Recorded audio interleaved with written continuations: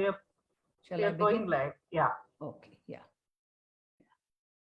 Hi, and good evening to all of you. Welcome to the concluding session of the East European Film Festival. Today we have Abhijeet Ranadive, who has selected a very relevant film for us, Donbass by Sergei Lozitsna and Loznitsa. Lozitsna, yeah. And Abhijeet teaches and writes about cinema, visual arts, media, and technology. His writings are published in Marathi newspapers and periodicals. He also works as creative head and member of the selection committee at the Pune International Film Festival. He has edited an art historical biography of the painter V.S. Gaitonde and selected writings of the painter Prabhakar Barve. He has translated L'étranger by Albert Camus from French to Marathi and The Creative Circuit, a collection of essays on the visual arts by the noted painter and theoretician K.G. Subramaniam from English to Marathi. Both these are to be published soon. Some of you may recall that Abhijeet had exactly a year ago, in fact, in the month of April last year, had curated and hosted a French film festival for us. So welcome back to TFO, Abhijeet. We look forward to this evening's discussion. Thank you everyone, and it's I'm very happy to see familiar faces again, and be happy to hear with you again. Although yes, I know that you have been watching some wonderful East European films, and the reasons behind choosing this film, of course, must have been obvious to people. That there is a war raging on currently. It's grabbing international headlines, and a lot of people are increasingly aware of what has been, in fact, what has been a conflict or a problem for many years, in fact. So just to get a few things straight before we start, because again, I don't know how many people are aware of the history or what has been happening in these areas. Although if you follow the news analysis, some of them do mention that or provide some historical background. So without getting into too many details, I would say that this is almost like a ghost from the colonial past of Soviet Russia. So essentially, Ukraine, as you might know, separated from Soviet Russia after the collapse of Soviet Russia, as did many of the other states which used to be a part of the erstwhile USSR.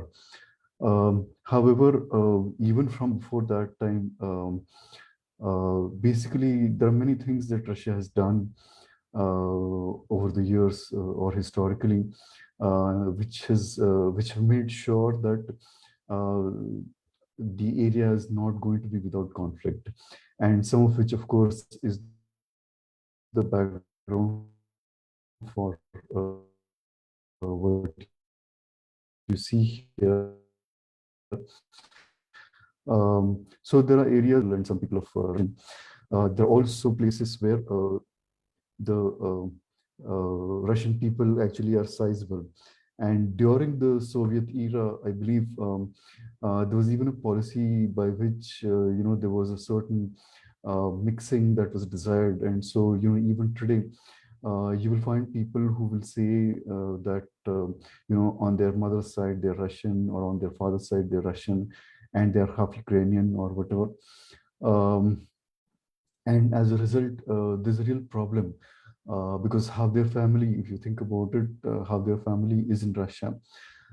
And given the kind of propaganda tools that the Russians employ, and the kind of restrictions that are there on the press in Russia, where, for example, you are even prevented from saying that there's a war, and you have to say that there is a special military operation. That is the only way in which the Russian press can report that. So given all that, these people find it very difficult to even convince their relatives or their family or their friends that uh, something really bad is happening. There's a lot of violence. People are getting killed. People are being rendered homeless. There are refugees in the neighboring countries and all that. So many Russians, they don't believe that because they have been fed so much propaganda by Putin, and they tend to believe that. So it has become a real problem in that sense as to figure out, what is truth, and in fact, in a way, even what is the nature of truth. And you must have seen in the film that there are places where the director tries to get to something like that. So this, of course, the events that we see in the film, they're based on apparently real events that are supposed to have taken place in the time around 2014 when a similar conflict had erupted.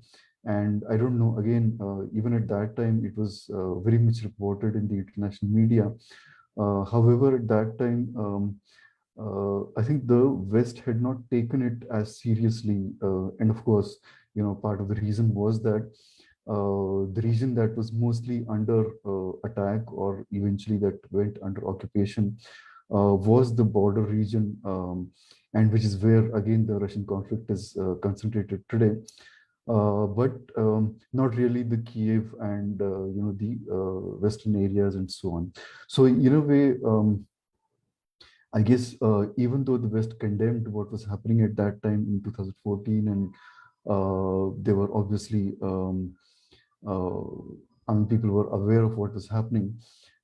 Still, it was considered as more or less like I don't know, a sort of an internal conflict between Ukraine and Russia to handle, because both sides, I mean, people, at least some people, were of the opinion that both sides have their own thing to say, and it's a disputed region, and it's not clear if the Russian people who are living in that area for many generations now, do they have the right to decide whether they want to become a part of Russia or Ukraine, and how the whole thing happens and so on.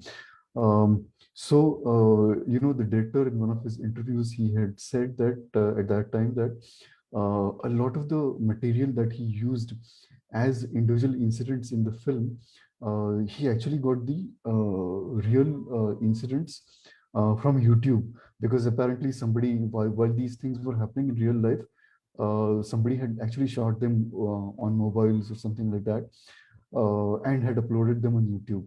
And he said that he used those as starting points. Of course, I mean, he has made changes, but he does say that they're all based on real events.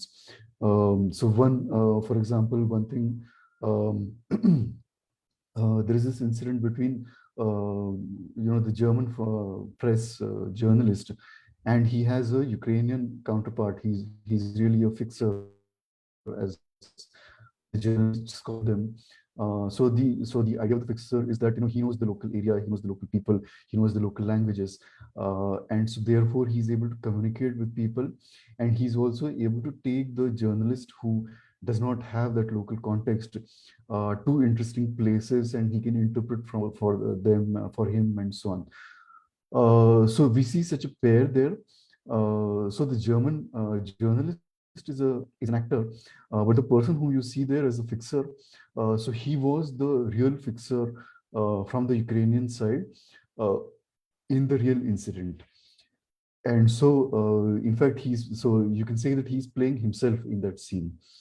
So in that respect, when you start looking at these incidents that are depicted in the film, it's a very very unique perspective, which is not just local, but it's also unique in the sense that very rarely, once you talk about, when people start talking about war films, etc., The usual way of treating that is, people are mostly familiar with the American war films and Saving Private Ryan or something like that, where there is some kind of a basic conflict, and there is a protagonist and something has to happen there, or somebody needs to do something, and something needs to be achieved, and either you succeed or you fail, and in between there are lots of complications and so on. So that is, in a way, that is the American way of storytelling. Whereas here, what you see is they're apparently individual incidents, and you get to see them one after the other. There are, of course, some interconnections between the two, but what really emerges is that there is no single protagonist as such. There is no. It's not as if there is some kind of a single conflict, and everything that happens is related to that, and then there is some kind of a resolution. And I mean, the reason, of course, is that the conflict really is the conflict between Russia and Ukraine, and which is ongoing. And so even so, the film was made, I believe, in 2018. So things had stabilized there, but stabilized in a way where um, Russia had annexed parts of what used to be Ukrainian area or Ukrainian territory. So Russia had annexed that, and the rest of the world seemed okay with that, in the sense that the kind of sanctions that we see being inflicted on Russia today. So nowhere close to that, nothing no, anywhere close to that really took place in 2014. And people, the Western countries mostly continued their relationships with Russia. In fact, what is considered very interesting, and in a way now, in retrospect, very tragic, is that somewhere, the Western countries were of the opinion that if they continue to treat Russia as a normal country, and continue to have diplomatic relations and trade with Russia and so on, in a way they seem to be of the opinion that that would somehow make Russia better or make Putin better. And as everyone knows right now, nothing of the sort happened. But in the meanwhile, what did happen was the European Union, for example, many countries in the European Union, they continue to increase their dependency on Russia. And which is the reason why, in a way, people are saying that even today, if you look at the amount of money that the European Union pays Russia in terms of the oil purchased or gas purchased and so on, in a way they are still financing the Russian war. And so even when you see that there are sanctions, even when you see that they are very much helping refugees, taking in refugees, or even supplying arms to Ukraine and so on, even then, it's a very complicated situation for the simple matter that you can say that people believed in a way that globalization would solve the problem of Russia, and which it certainly didn't solve.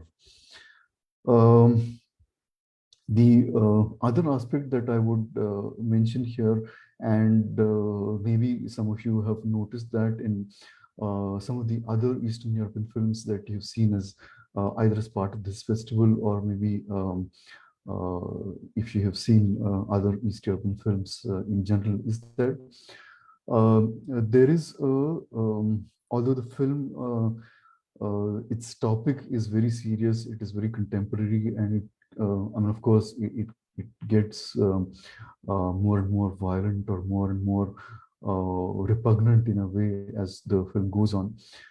Still, there's a very interesting use of humor.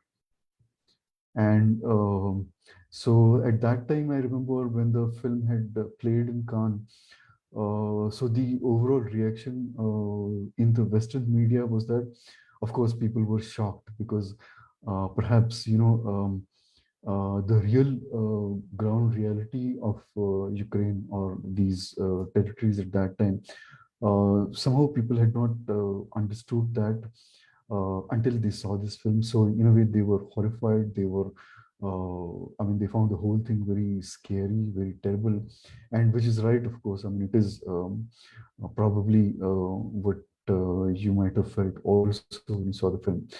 But the humor is somehow, the Western media found it a little difficult to take it, in the sense that, so is this a Ukrainian guy who's making a film about the conflict in Ukraine, and yet is he trying to poke fun at what is happening there? What is he trying to do? And but in a way, you have to realize that that is uh, in a way a part of the literary tradition of not just Russia, but even Eastern European literature, and also a part of their theater in a way, or cinema as well. So even if you see some of the films that were made in the during the communist times, there were a lot of restrictions on what people could or could not say, in terms of, especially, the political discourse, or the critique of the political regime. And so people found very innovative ways of saying that, and sometimes, humor paved the way, because so they used the some of the absurdity of the situation to create a sort of a humor which is, I don't know, perhaps there are shades of gold, or that kind of, sometimes you read that kind of Russian literature, and it's like, I mean, it is, you don't know whether to laugh or cry, but I mean, it is, in a way, it is a very grotesquely funny way of looking at things. So you will find some of those reflections, some of that kind of humor depicted here, or used here, in order to uh, show the absurdity of the situation.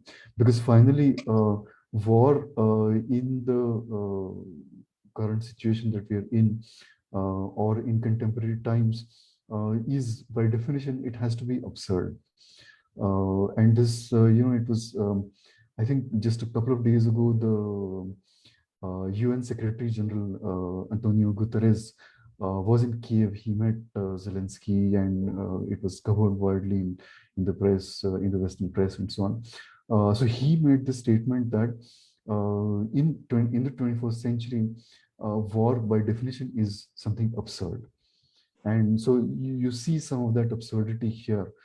That it's almost as if, a lot of people are saying that for the first time since the end of the Second World War, we are seeing something of this kind in Europe. But perhaps that wasn't true, and all these absurdities were already there in the situation. I mean, perhaps even some of the the Serbian conflict, and some of these other conflicts that have been there. Perhaps that kind of an absurdity was there all the time. We don't know, but I mean, it takes something like someone like Sergei Loznitsa to bring that to the fore. And you see that in many ways, of course, and we will perhaps in the discussion get into more details as we speak or as we go along. Um, the other aspect that kind of hit me when I saw the film, so I was very happy. I don't know in what circumstances have you seen this film, but I was very lucky to see this film on the big screen, because I saw it in the Pune International Film Festival, where we had got the film, and I believe it was a part of our competition that year, and I believe it also won some award in PIF that year. So anyway, so seeing it in the on the big screen it's a real experience, because there are a lot of small things that you see here and there. While the scene is going on, maybe something is happening in the background, or maybe there's something going on the television, or all kinds of things. Or there is one person speaking in front, but then in the background something else is happening, and so it's a very rich film in that sense. And so, what hit me when I saw the film for the first time was, um, in a way, the level of all-pervading corruption, in the sense that it is not just corruption in the message किया okay in the financial way, which you of course see, that scene where, for example, um, that person is told that his car is with the police, and he goes to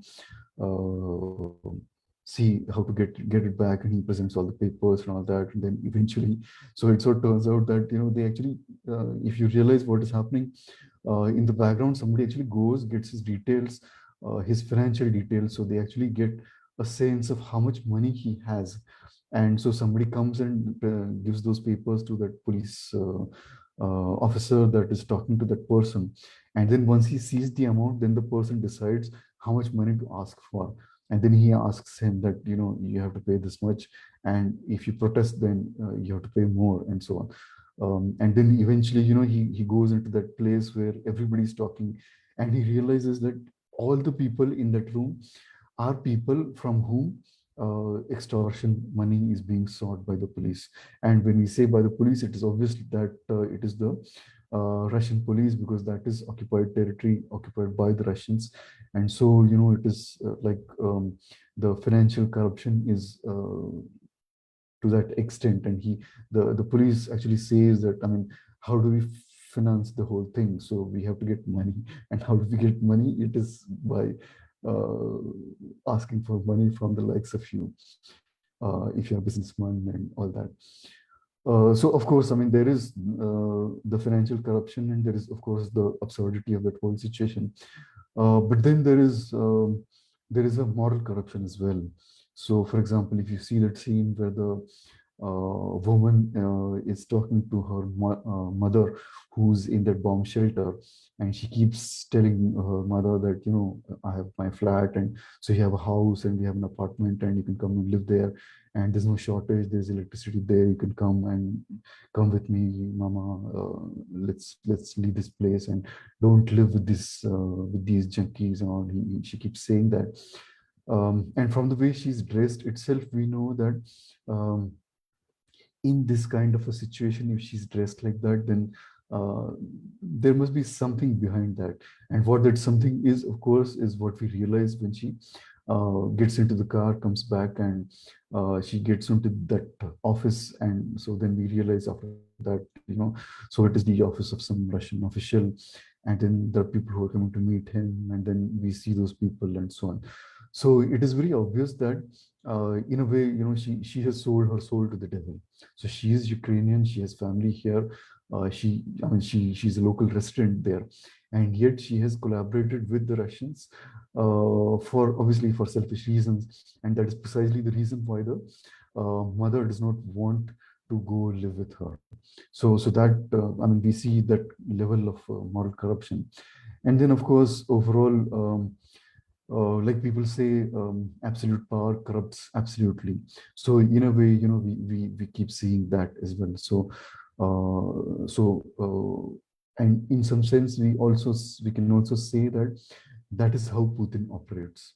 So it is like, I have Russian friends, and I keep talking to them, and some of them are like, they are absolutely horrified with what is going on. And in a way, I'm glad that they're horrified, because otherwise there would be no way I could talk to them. So it's like if they had fallen into the Putin's propaganda, and if they had started justifying the war, I don't know if I would have been able to even communicate with them or talk to them or call them friends anymore. So I'm happy that they are like that, but they are in an extremely terrible state, in the sense that it's like the whole world is looking at them almost as if they are the enemy, or they are something evil. And on the other hand, so I get to hear from these people how the whole propaganda machine works, how they have essentially they've killed all voices of dissent. So they have jailed people like Navalny, you might have heard of that. They've also, even the Nobel Prize winning person who ran a newspaper in Russia all these years. So all these years, in his own way, he was allowed to be critical of Putin, but not anymore. So there were days when um, he just ran a front page that was blank, and then he said that I cannot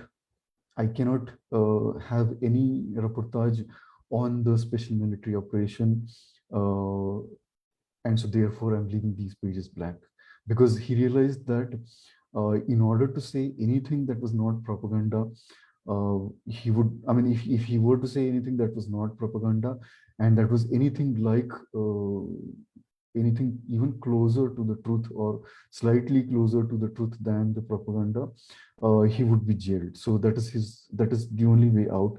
And then eventually they've just stopped publication. There are restrictions on social media. So, people are finding ways like, using VPNs, and people are learning those things. Or so what if this stops working? What if that stops working? So people are already in that mode, or in that state of mind where they know that at any point something might happen to them, or they might just stop being able to communicate with the rest of the world, or something even worse. So we just don't know what is going to happen.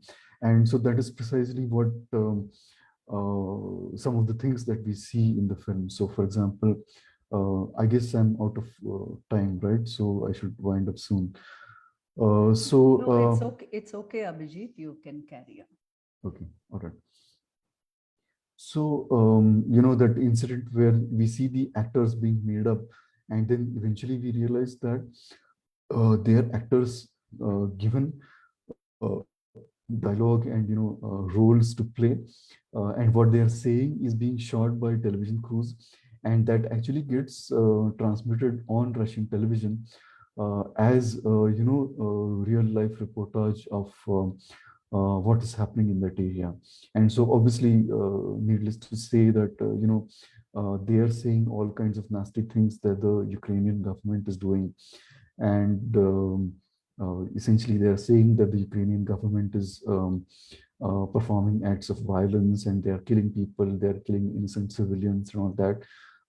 And the whole narrative is that the Russians in Ukraine, or the Russians in that area, because Russia is not even willing to accept that it's part of Ukraine.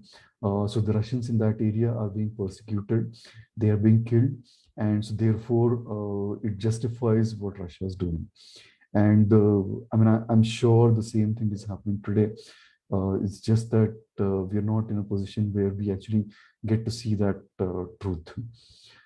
And of course, all kinds of other things are happening also, such as, and which is what we see towards the end of the film, that so because these people are potential witnesses, because they have, because they have played a part in that propaganda machine, eventually they themselves become dangerous to the Russian state, because they might go and talk to journalists, or they might go and talk to other people, other Ukrainian people, that is. And if the word goes out that this is what is really happening, and then the people that you see on television are totally different people in real life, and they have been acting and all this, then that itself becomes a very dangerous situation, because that can actually prove that it is all Russian propaganda, and things are not like that anymore, or things are not like that at all.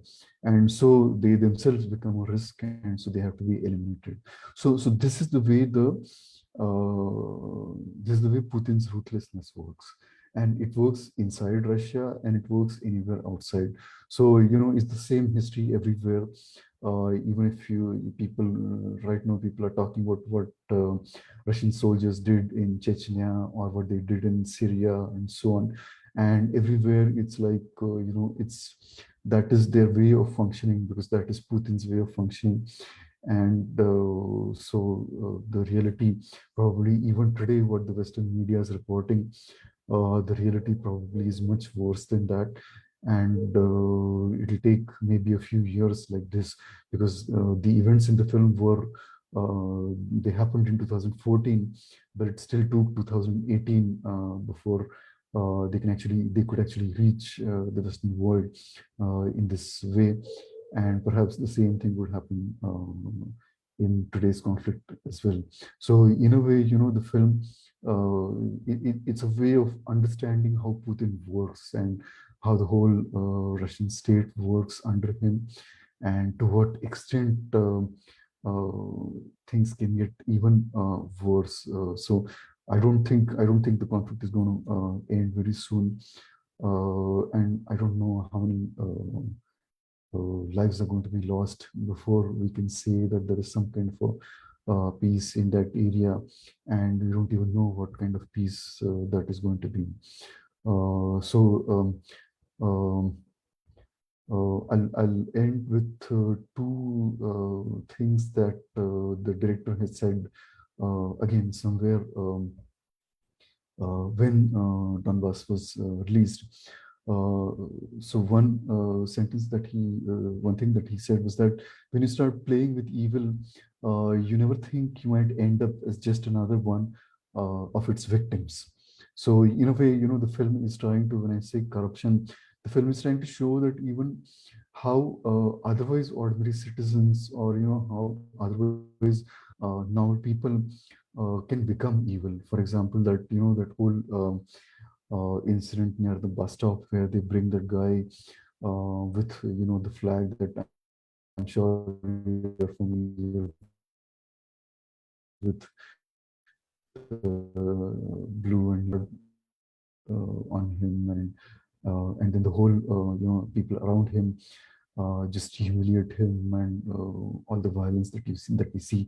So it's very disturbing, but again, so that is the level to which even the ordinary people, because after all, these are people who are, if that guy had not come, and if they were not told to behave the way they did with this person, or if they were not encouraged to do that, they would have just gone along with their lives and so on. So you see how the whole situation corrupts even ordinary people. It's not just about the police, or about the army, or about the soldiers, or about the Russians and so on. It's almost like if we find ourselves in that situation, will we be strong enough to resist? And it's something that is there in history all along. So even if you see, during the Nazi occupation in European countries, there were so many people who collaborated, and there were so many people who, in Poland or in France or elsewhere, so they collaborated with the Nazis and made things worse by denouncing Jews and helping them getting sent to concentration camps and so on. So we know, that in kind of situations, it almost becomes very easy to sell your soul to the devil, and before you know it, you're, I mean, you don't even know whether you're human anymore or not. And perhaps later, when it all dies down, people will maybe become ashamed of themselves, or they might be even traumatized by that, because even in history there have been incidents where people they could not cope with the trauma of the kind of horrible things that they had done, and their own conscience kind of drove them crazy, or made them traumatized and so on. So maybe even that will happen, but we don't know. And then the other sentence that he had said is again related to what we were saying, that every war leads to dehumanization.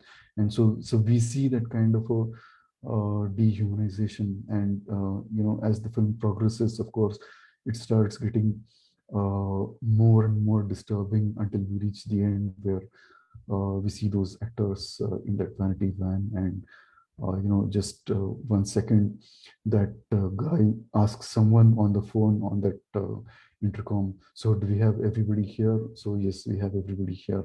And then he gets the order to shoot everyone, and then he does that.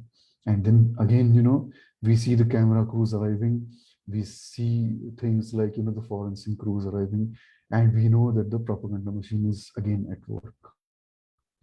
So anyway, I'll stop here, and I'm sure many people will have very interesting things to say and their own perspectives to bring to the discussion. So I would like to hear from you. Thank you very much, Abhijeet. You have flagged several very interesting points about the film, and I'm sure it's going to be an interesting and stimulating discussion.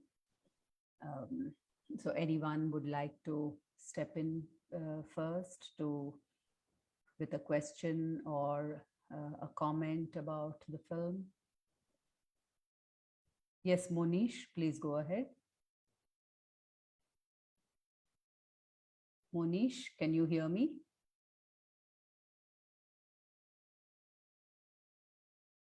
Please go. Can you hear me? Yes, we can. Please go ahead. Thank you, Mr. Ranadive, for your wonderful and very detailed introduction to this very interesting film. Luckily, this is the second time I'm watching this film, and I had the good opportunity to see the film on big screen in the Calcutta International Film Festival. So, I mean, and even in the first time, when I saw the film, I was really quite shaken by the film. And the first time I saw the film, it also, I had memories of Ukraine. My memories of Ukraine are cinematic memories. And they come from Alexander Dovzhenko, Arsenal and the Earth.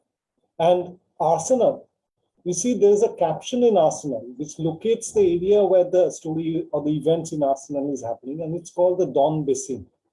And I clarified with a friend of mine who stays in Russia, and she explained to me that this Don Basin is the area of Donetsk, which is the basin of the Don River, and one of the most productive areas of Ukraine and Russia, erstwhile Soviet Union, in terms of agriculture, coal, and a lot of things.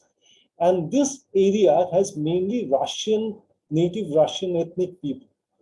So, and with these people, there is a bit of a history of conflict.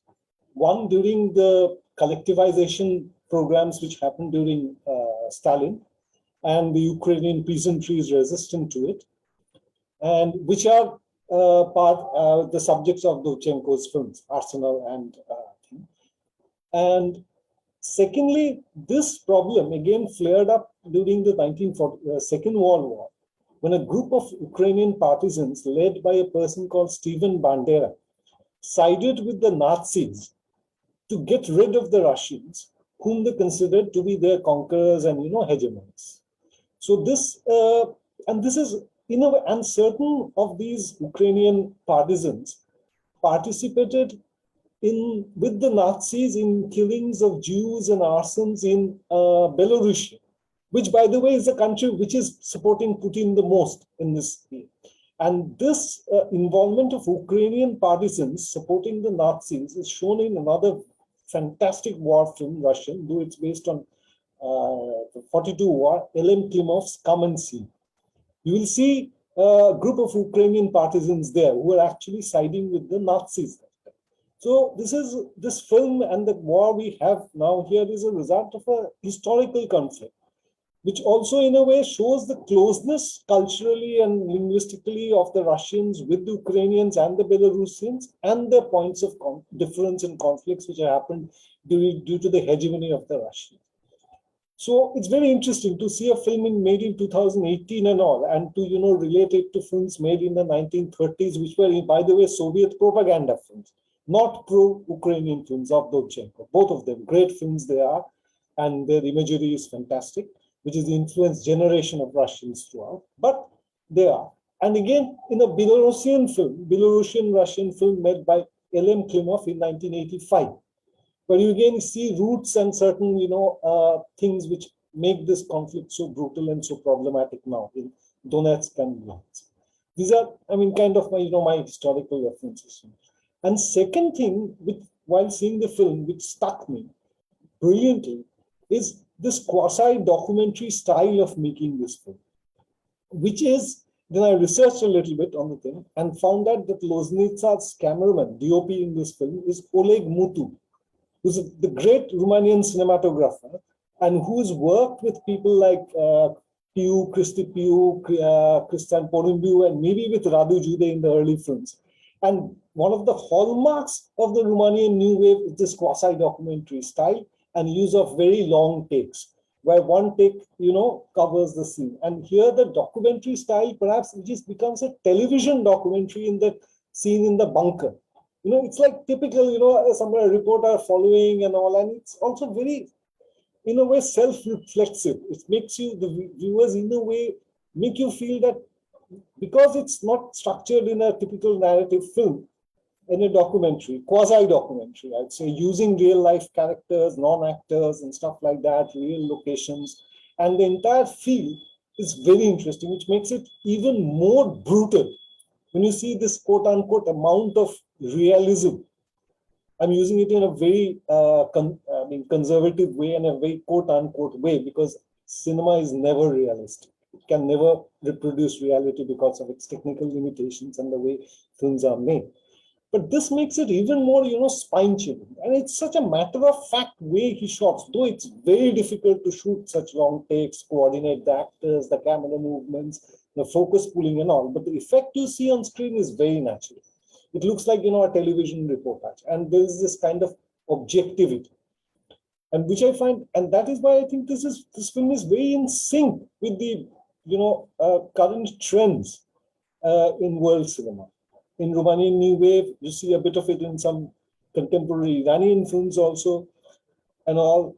This very quasi, and of course in earlier films like Majid Majidi and all, this quasi-documentary style of filmmaking. And Loznitsa, by the way, is also known for some very interesting documentaries. He's also a practicing documentary filmmaker. His film Babi Yar, The Context, talks about the massacre. It's a documentary on the massacre of Jews in Ukraine, the Babi Yar infamous Babi Yar massacre. Then one of his very challenging films, which he did, he shot nothing. He just used television footage and found footage, is the state funeral, where he uses, hundreds of hours of television footage, Russian television footage or cinema footage, to make a statement about totalitarianism and Stalinism. And also you can understand throughout the film, though he says nothing, there is no commentary or anything, you can understand the conflicts between the successors of Stalin. And perhaps it gives a hint very cinematically that it's going to be Khrushchev who's going to be the next boss. So it's fascinating, this mixture of documentary and making it so brutal, so, spine-chilling, if you know the context. It's a great film. It's a wonderful film. I really don't have many questions to ask about it, but again, the soundtrack also, it's so realistic, the way it's designed. It's just like, you place a camera in a conflict zone, you perhaps get this kind of sound. But separate in between certain portions are so, in a way, great fiction they make up, because the sequence in the bus where at one checkpoint, these women are talking about leaving a place and all, it makes you be more, it's so emotional, and it works like a fiction because he has fictionalized, as you said, taken real life incidents from YouTube or newspapers and all. But this brilliant fictionalization is so political and so fascinating. And as you said, again, the use of humor and wit, that is very dark East European characteristic of wit. It really makes a statement again, and it also opens your eyes to the this conflict, and it's in a way very depressing, and the way it ends, that it's kind of a repetition of the fake news cycle now, maybe increased in that time. These are my observations. I really don't have much questions. Sorry if I'm rude. Thanks. Thanks for bringing out a lot of the context here, and I'm very happy that you talked about the Nazi collaboration past of the Ukrainian people, because that is precisely the context in which Putin is using today when he says that he wants to denazify Ukraine. And even in the film, there are areas or there are places where some of the Russian soldiers say that these are fascists or these are Nazi people and so on. So the context obviously is this, that because of that history, even today, Putin is using that as an excuse. And again, the other interesting thing that you brought out, and I'm very happy that you did, is that the Ukrainian people's resistance to the collectivization during the Stalinist times.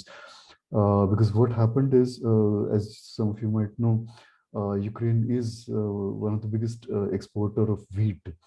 And just, I think yesterday or the day before yesterday, there was a news item that said that so the wheat is ready right now in the fields, and the places where the Russian soldiers were there, they have taken away that wheat. So in a way, for the Ukrainians today, it's almost like the Stalin's times again, where they produced the wheat or other agricultural produce in their fields, only to see it, being taken away by Soviet soldiers, so that they were not free to do what they wanted with that. It's as if it was not their field, and it was a part of the collective Soviet production and so on. Anyone else would like to come in?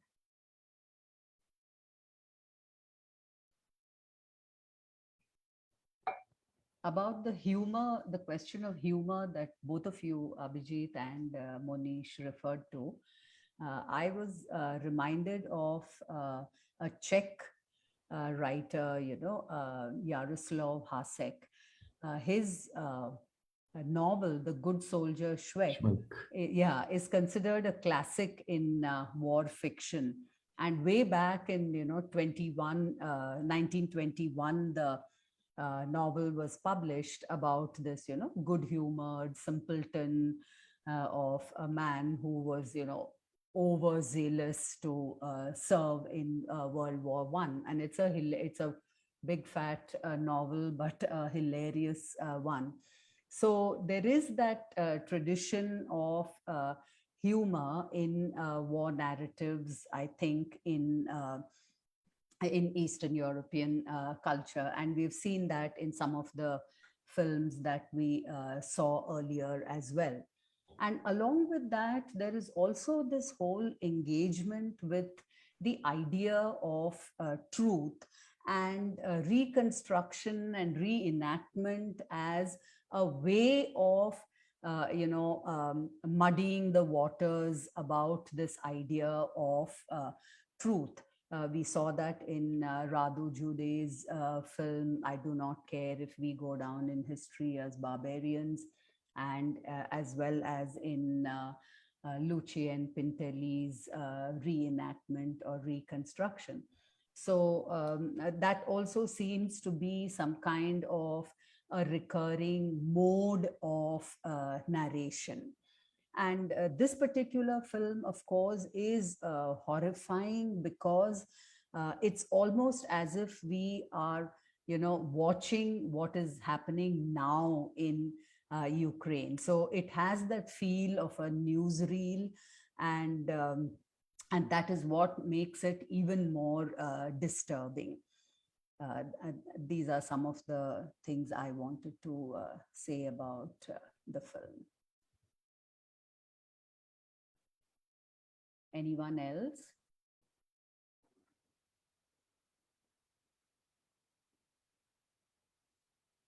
Yes, Jayanto, please go ahead. Thank you, Abhijeet. Thank you, Geeta, for wonderful observations, and Mr. Monish. I will not say too much about the film, which incidentally is very, very powerful, but enough, and quite a lot has been said about the stylistics.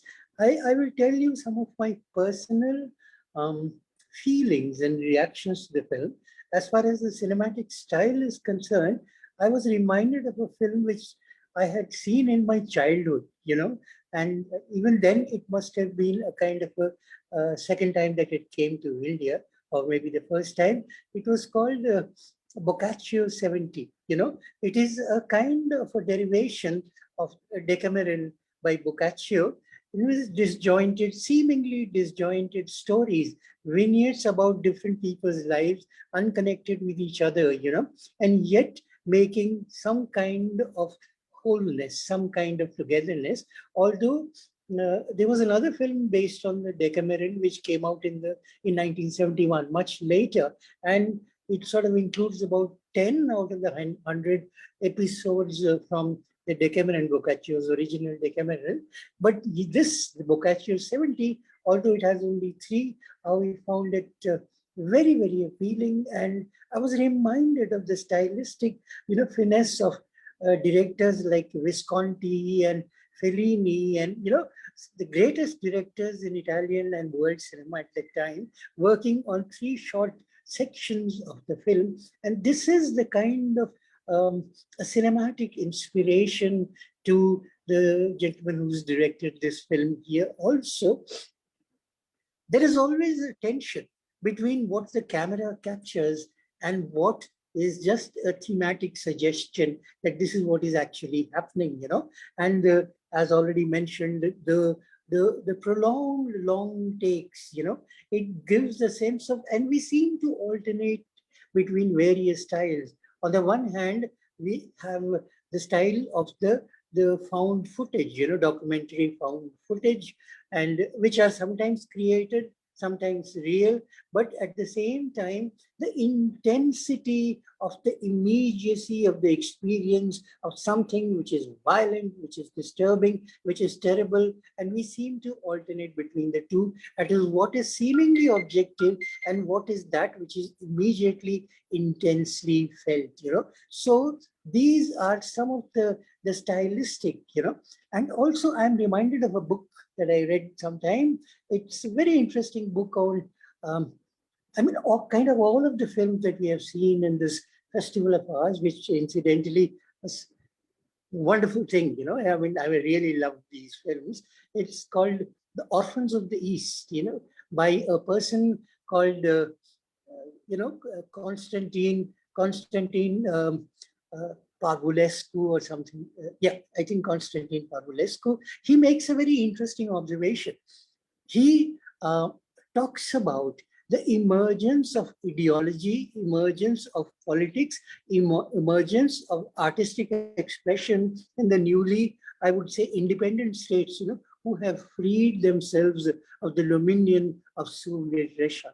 That is, the father is dead. The father is the one who taught them everything. They got their education from the father, yet they have not made up their minds collectively or individually as to what to do with that education. How do we express our dissatisfaction with the father's way of life, and to what extent are we still compelled, sort of in a way joined to those principles which we learned as children.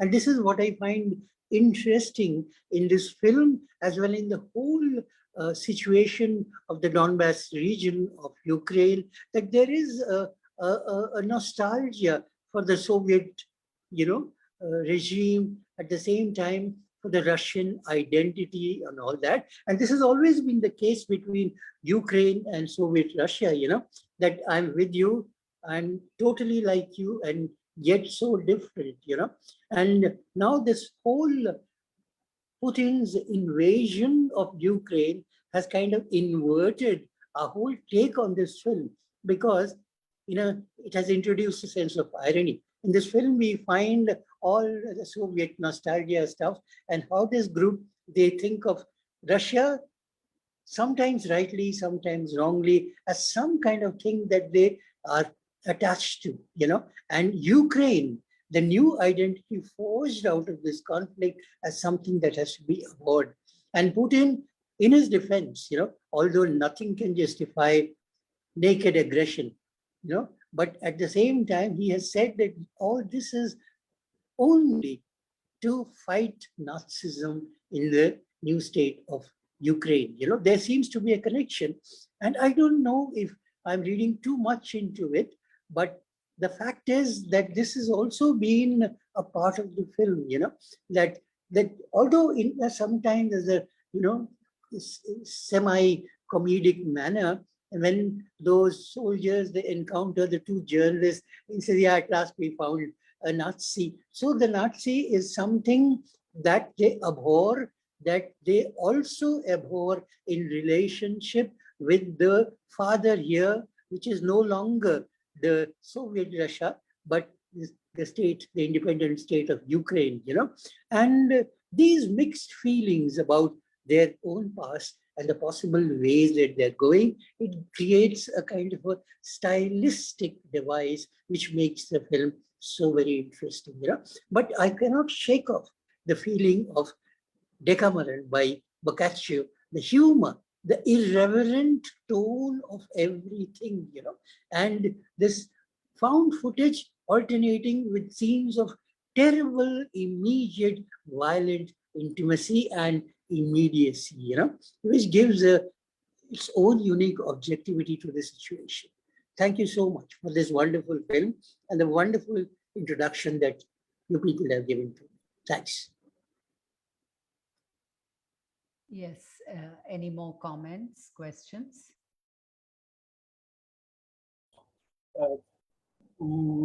Professor Dasgupta, Yes, Monish. Professor Dasgupta has made a very interesting comment about the Italian masters, De Sica and all these people. And, one of the things they did in their movement of neorealism, in the attempt to capture neorealism, is use long takes, which Andre Baza conflated with portraying of reality in cinema, and he was so impressed. So this use of giving a realistic feeling or a quasi-documentary feeling, and the use of long takes, uninterrupted long takes, is definitely a tradition which comes from neorealism in certain ways. Of course, today's long takes are more complicated and far more, because there are far more technological, the handheld cameras, lightweight cameras, or the gimbals, or the steadicams we have, allows the filmmaker to, move behind, like the way the sequence in the bomb shelter is shot. That today there are, it wasn't so easy, maybe even in the 1960s, to take that kind of shot when this lightweight cameras and sound equipment were coming in. So yes, there is, and of course, there is a similarity with Boccaccio's community of using, threading characters who are different, but binding them together with a bigger common narrative, which this film does. I think there are 13 or 14 separate segments in this film, which I tried to count when I was making a mental count of it. And, they are related at certain points. You see, when in the wedding, they show the video of the lynching that is happening there. The one car that is stolen features again in some places. Some commanders of the Soviet separatists, this Donetsk BA or something they call themselves, they float from one scene to another. And then, of course, the end again, the commander who kills these actors of the fake news, he also appears once in a while in earlier segments. So yes, it's like a story of, it's not telling a story of a particular character, but it's of a particular population or a group of people caught in terrific conflicts which have historical roots and ethnocultural dimensions. And regarding this Nazi thing of Putin, I don't know whether it's propaganda or not.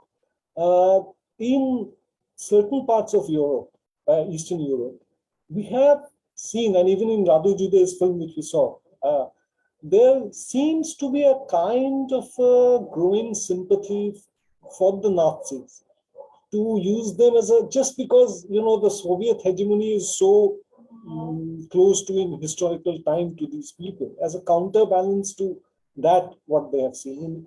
In Jude's film, we've seen how the audience of that performance showed, they clapped the Nazis the most, actually. And we cannot deny there is, in Hungary, now, and in parts of Poland also. There is a bit of rising neo-Nazism, and Hungarian government is definitely under this Orban, is definitely one of the most right-wing and xenophobic nationalist governments in Europe right now, and they have conflicts with EU. And I think Orban is the only one of these European states who's not very comfortable aligning too much with the EU policy that is happening with. Yes. So, and in Ukraine there is this battalion, Azov battalion, which has now been integrated into the Ukrainian army in 2016 or 17, I think, after Zelensky came to power. But before that, this quasi-militaristic squadron, which operated in the Donetsk, Donbass, and that kind of Luhansk region, they did have some neo-Nazi characteristics and elements. So it's very murky conflict, very murky, very murky.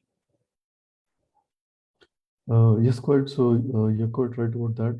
And I would even mention Poland in that context because, currently, I mean, we are looking at Poland as some country that is taking in all these Ukrainian refugees and so on. But the fact remains that very recently, Poland has introduced anti-abortion laws and also anti-LGBTQ laws. So in a way, there is this movement towards very intolerant and non-progressive kind of regimes in Hungary as well as Poland, Belarusia. Also, somebody mentioned. The other thing about when we were talking about humor or Decameron, etc. So I find, somebody mentioned Fellini. And so Fellini's humor, sometimes gets that kind of a grotesque element. For example, if you've seen one film by Fellini called Amarcord, in which, he's talking about his childhood, but essentially he's also talking about the rise of Mussolini. And so he uses that kind of a grotesque humor to bring out the rise of fascism in Italy itself. So yes, so very interesting, some very interesting associations there. Thanks. Any more comments? Nikhila, would you like to say something? Yes, Nikhila, go ahead. Yeah. Thank you very much, Abhijeet, for the film, and also really very informative, background information to the film, and how to look at the film in the contemporary context and so on. I have just 2 points to make about the film. I mean, it's a difficult watch for various reasons. The violence, for one, and also the episodic nature. It's not just the non-linearity, but also, I mean, we keep, we need to keep track of. Or at least it's in a way difficult to unravel what is happening. It's like nothing can be taken at face value. There's something else that it seems to be pointing to. So in both the senses, it was a difficult watch. But there were 2 points I wanted to make. One is, I mean, when I hadn't even thought of calling this a war film, because it seems like it's a state of being.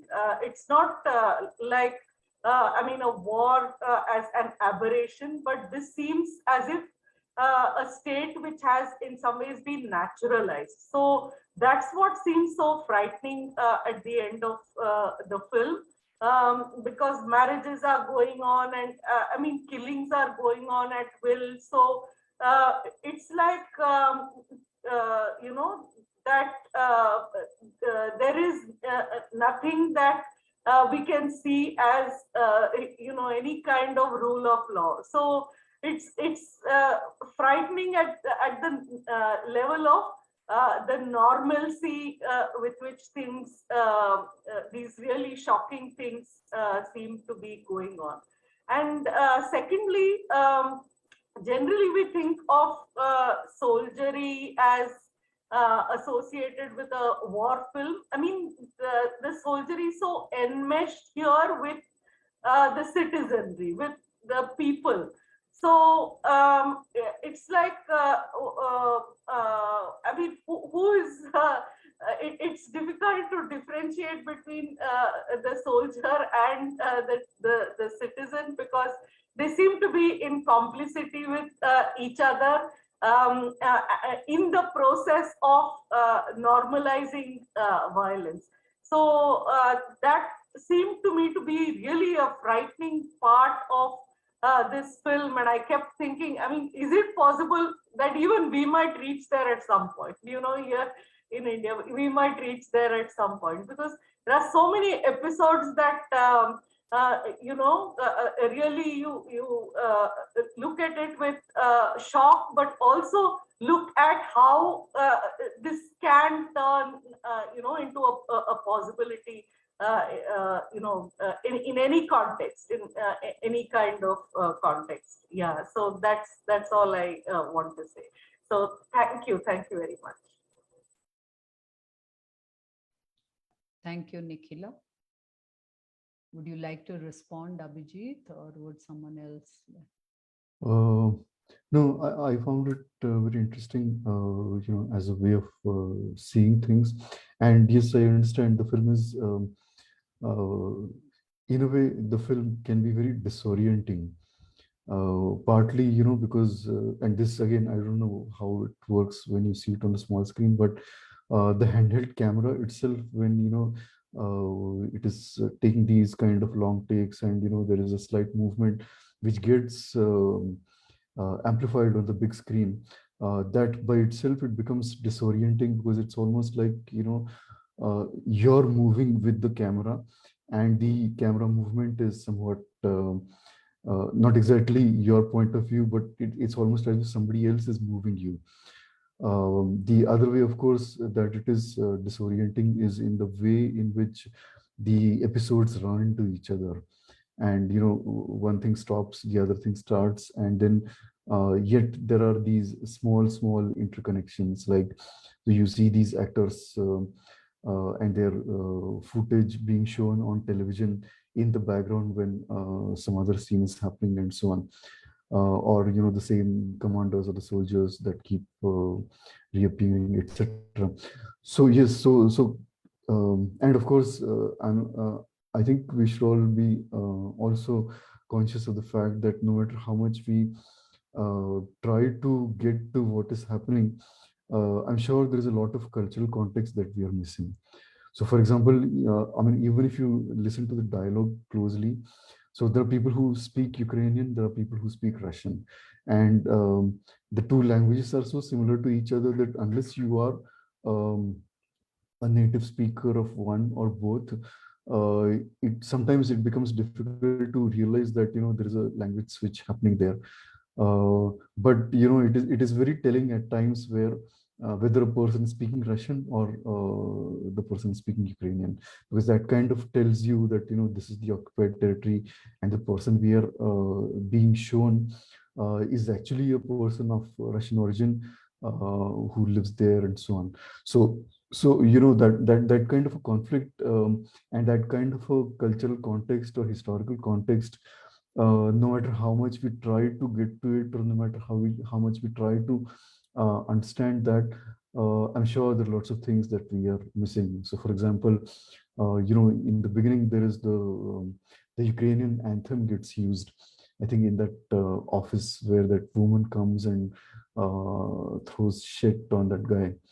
And then later on, there is this what they call the Nova Russia anthem that gets played during the that marriage scene.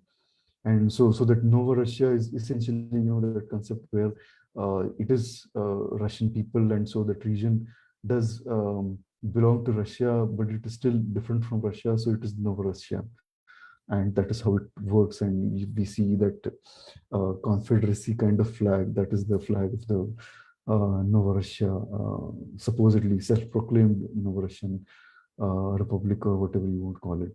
So yes, so there is, so the film gets a bit difficult also because of all these contexts and the way the stories are intermingled, the way the characters keep changing and so on. But yes, I think you're quite right when you say that it is still a very difficult watch, because there are things that even if you miss the context or even if you miss the connections, there is a basic dehumanization that gets to you, and which is hard to miss actually. Thank you, Abhijeet. Yes, Jayanto, please go ahead. Thank you. I'll just come back with a very small point. Again, I am sort of brought to, I go back to that book, Pavlescu's, and he talks about this, nascent, this newly arising Eastern European cinema trying to disown the father, at the same time trying to find their own ways of artistic expression. They are all trying to give shape to an idea, as it were, which has been kind of encompassed in a kind of a statement which is given by somebody else in an entirely different context, but it applies to the post-colonial,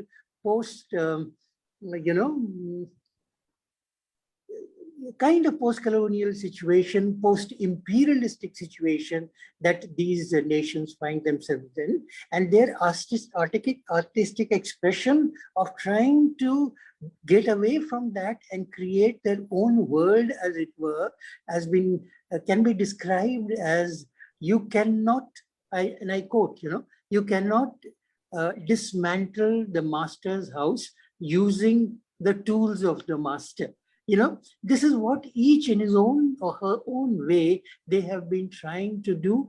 And that is why we find that going as far away as possible from, this whole school of socialist realism, and the kind of absurdity, violence, immediacy, found footage, and a kind of a jumble of all of this as a way to artistically express themselves. Sometimes it reminds me of the cinema, although very, very different in effect, but also an Eastern European, I think a Serbian filmmaker called Emil Kusturica, that there is a similarity if you look, deep and long enough, So I would like everyone to ponder upon this whole experience, collective experience of the Eastern European nations, and particularly Eastern European cinema, to their effort in trying to prove the statement, you cannot dismantle the master's house using the tools of the master. It has been a lesson for me, at least, all these films. Thank you. Thank you, Jayanto. Any other comments? Tarkeshwar, Sanjay, Sridhar. Any questions, any comments? Yes, Tarkeshwar, please go ahead. I have nothing much to say. What I want to say has been said. Though I am not an expert of the region, to try to place this narrative in the context, but while watching the movie, because of the mode it has adopted, of the comic mode, you don't see these people as perpetrators of violence, those who appear on screen. You have some kind of sympathy for them. They appear as simpletons, not as villainous. Because even when they are speaking to the journalist, they are asserting their right, and then they're saying, you're a fascist, we have this cause, you write about it, and then there's a bomb. And we don't know what happened to both. Not only the German journalist, but even these quote-unquote soldiers. Because none of them appear like trained professional soldiers. They seem to have taken up arms just now. Because there is an emergency and they have to respond to it. Nowhere in the film it appears that it is an occupied territory. It looks like a struggle for autonomy of the particular region. Though there is a Russia in the background, because they, as you said, they speak Russian, and then There's a lot of reference to it. But if you look at the government and the resources that they have and pathetic ways of trying to mobilize the resources, you get sympathy towards them rather than looking at them as villainous. So this mode in which it has been cast is sympathetic to the cause of the struggle for autonomy that is happening in that region. Though it might say that, yes, there is a propaganda, there is a TV crew, and there is all these things, there's some force behind it, but at the same time, it evokes empathy for the characters that appear on the screen to us. So I think that is the character of this movie. It is not another propaganda movie against Russia, pro-Ukraine. So in that sense, there is no way of, there's no direct presentation of the Ukrainian stand. Even it is not actually, it doesn't come out as anti-Ukraine. It always comes out as anti-German, anti-fascist. That is also quite interesting. This is what I will want to say. Thank you for the film, and also thanks for the introduction that you gave in the beginning. Thanks. The part about the soldiers was very interesting what you said here. I mean, even today, you know, if you look at the reporting of the present conflict, there has been some reportage that says that, you know, the Russian soldiers, they are low on morale simply because, you know, they actually can see what is happening on the ground, and when they see that on the ground, they in a way they must realize that what they have been fed so far as propaganda by the Russian state is very different from the ground reality. And as a result of which, at least some of them, people are saying that at least some of the soldiers are low on morale because it's not a war that they have asked for, or it's not a war that they have really they support. So the only reason why they are there is because that is the job that they have chosen, if at all. So, you know, so they happen to be a part of the Russian army, and which is the reason why, and of course the Russian state or Putin has chosen to fight this war, or chosen to make this conflict come into existence, and which is the only reason why they happen to find themselves there. And in that sense, we have to realize that despite perhaps you know, war crimes being committed there even, and maybe at some point there would be some kind of a war crimes tribunal, or I don't know what, where some of these people, some of these soldiers might even get punished for what they have been doing. And yet we cannot forget that, you know, in a way, it is very much Putin's war, and it is very much he who decides, you know, the strategy. And I mean, even if you follow the news about the siege of the Mariupol and so on, I mean, it's a very horrifying situation, and it is very obvious that the situation is very much created. So it's an artificial situation, because, you know, the UN is asking for a humanitarian corridor, using which, you know, the civilians or the wounded soldiers who are inside that factory, they can be taken away and so on. Or even the Red Cross was trying to negotiate, but it just wasn't possible to get anything out of Putin, so that that kind of a humanitarian corridor can be created, and so the innocent civilians or the wounded soldiers can be moved away from the site of the conflict. So in that sense, you know, it is it's very much a way, the way in which Putin operates, and we have to at some level we have to understand that despite the fact that the soldiers are doing very horrible things, it's not necessarily them who want to do these things, but they will be commanded to do some of those things. And in that sense, you know, who has the agency is what becomes the question there. So thanks very much for bringing that out. Yes, Monish, please go ahead.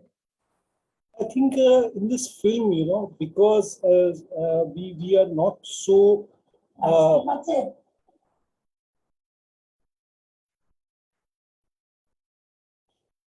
not so familiar with the cultural and ethnic situation in the region.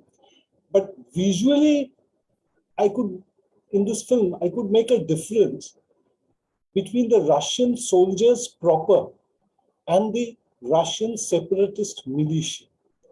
And most of the characters we see, the commanders and all who commit the brutalities of the atrocities, are not Russian soldiers. When in the sequence with the German journalists, people who tell him that you are a Nazi and all, it's mainly the Russian separatists and their militia. And visually you can see they wear a different cap. They have a kind of red and blue, cloth in their black parka, most of them, and they wear, camouflage jackets mainly. But you see how subtly the filmmaker has shown the presence of Russian troops in the sequence with the German journalists, where you see he suddenly questions a group of 3 or 4 soldiers who are wearing a greener thing, and they ask him, where are you from? The other guy says, we are from nearby. And these guys are actually quite flummoxed. They can't answer. And for them, these Russians, local Russians, or the Donetsk or Luhansk Russians, the Donetsk Russians, they say, okay, no, they are from the region. So he makes a distinction, and there is a distinction in this film. And these Russian nationalists or Novorussia and all, they seem to be, kind of fed or with the propaganda of Putin and their own historical sufferings they have had from the Ukrainian Nazis during the Second World War and stuff like that. And Lozenitsa, in a way, makes it very clear where his sympathies lie. Because you see, he is always using the term in graphics, occupied territories in eastern Ukraine, which is a dead giveaway. In the sense, he's clearly stating that these areas are occupied by Russia. And, he makes a difference at the Ukrainian checkpoints. And in the Ukrainian military outposts, you'll see in the beginning sequence, when that corrupt guy from the hospital, he drives away and he passes through an Ukrainian military checkpoint. The Ukrainian behave in a way more civilized, in a quote-unquote more civilized manner. Okay, they give him a bit of threat, they check his passports and all, and then they say, okay, you leave. There's no harm, they don't do any harm. And again, in another sequence, again in a Ukrainian military outpost, where we see this family traumatized, perhaps who are fleeing this region. We don't see the family. We hear their voices in the car, which is driving near the Ukrainian military outpost. And there are other cars standing there. And you suddenly see a rocket hitting a bus, civilian bus, and people dying. And the Ukrainian soldiers coming in and asking for help, and people are dying. And in the next cut, you'll see the separatists with the car which had been stolen before, guiding a rocket launcher.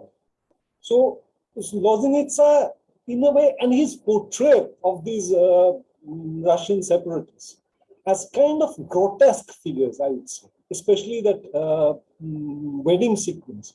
I mean, these people are drunk, they're bullish, the way they behave, and overall in other places also, way they talk and all.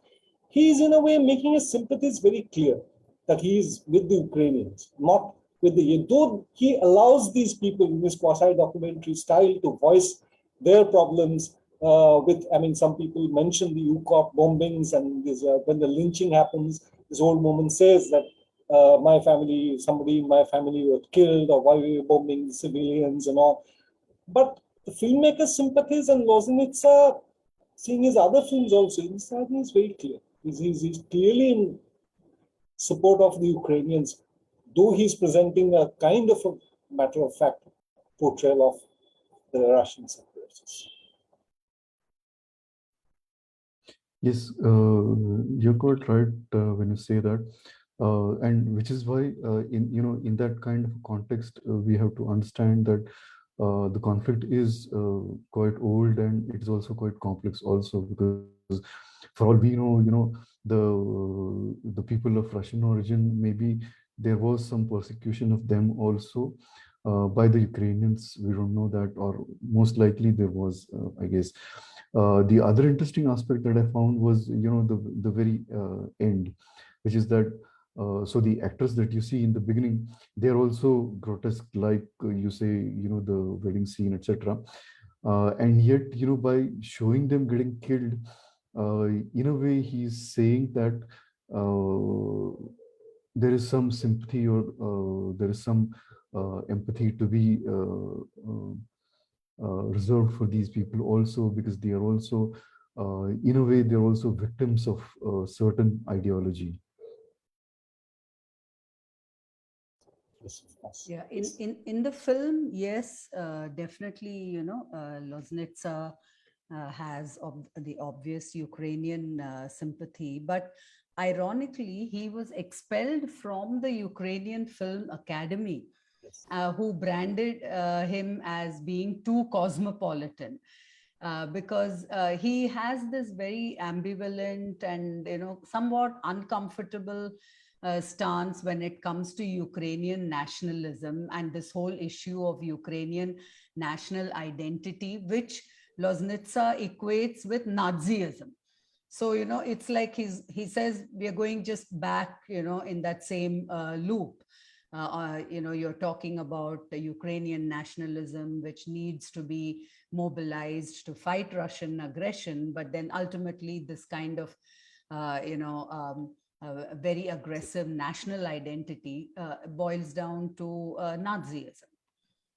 So there is that kind of an ambivalence in his own personal stance.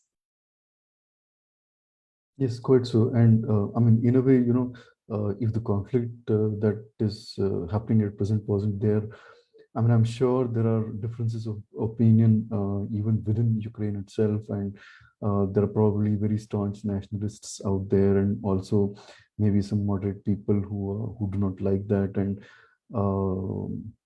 we don't know that for sure, because right now, obviously, because of the Russian aggression, the sympathies are obviously with Ukraine. Yes. Any more? Any more questions, comments? Okay. Yeah. Okay. In that case, thank you very much, Abhijeet, for this film and for the discussion. We bring this East European Film Festival to a close. Thank you all for participating in it and for logging in every Saturday. And Abhijeet, if you have the time, we have our sessions every Saturday on Zoom at 9 p.m. We would like it if you are able to participate as and when you Definitely. have the time. So thank you very much for having me. Thank you, Abhijeet. Thank It's you. always a great pleasure to talk to you, because Thank lots you. of different perspectives and very interesting discussions happening. Thank you. Thank you. you. Thank you very much. Thank Good you very much. Good night. Thank you. See you next week. Bye. Yes. Bye. Thank you. Bye.